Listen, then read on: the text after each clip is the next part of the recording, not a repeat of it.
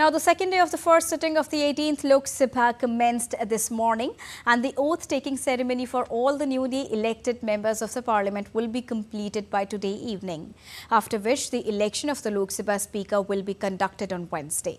The President of India will also be addressing the joint sitting of the parliament on Thursday as part of the inaugural address of the 18th Lok Sabha.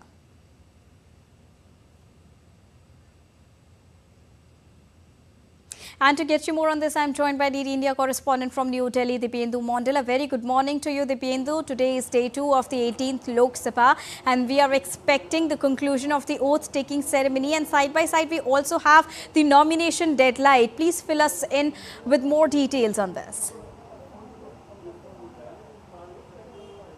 Well, very good morning, Deepika. That's right. Today is day 2 of the first sitting of the 18th Lok Sabha.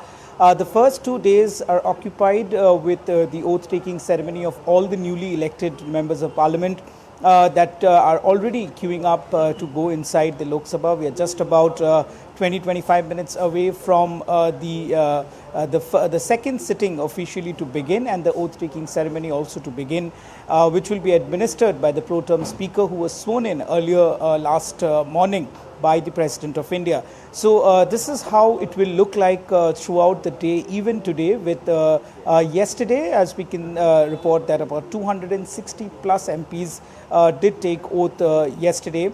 And today the rest of the MPs will be taking oath. The MPs are being called alphabetically with respect to their states. So for example, Assam began because it starts with A, so began yesterday, and today we'll conclude with the members of parliament from West Bengal. So of course, as you rightly said, the second most important thing that will happen today is the nomination of the Lok Sabha Speaker. The NDA will nominate their candidate for the Lok Sabha Speaker in a short while from now, after which the election of the Speaker will take place tomorrow. Deepika?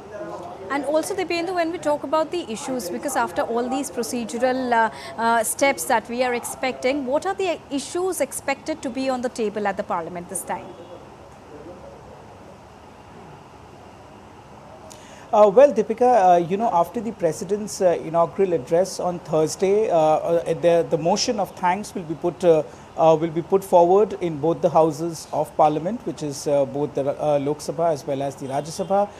And the motion of thanks will be debated and discussed in both the houses of Parliament. So it is also pertinent to mention here that perhaps the opposition, which is pretty strong this time around, given the fact that the BJP alone has got 240 members this time.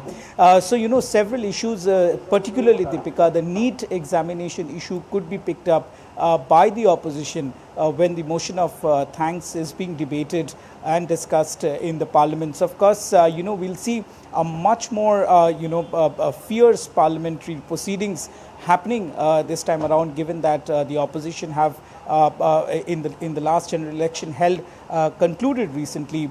There are the significant number of opposition MPs that have been elected will try to make every use of the opportunity to rake up issues inside the parliament and disrupt proceedings. So of course, all eyes will be on the debates preceding the President's address.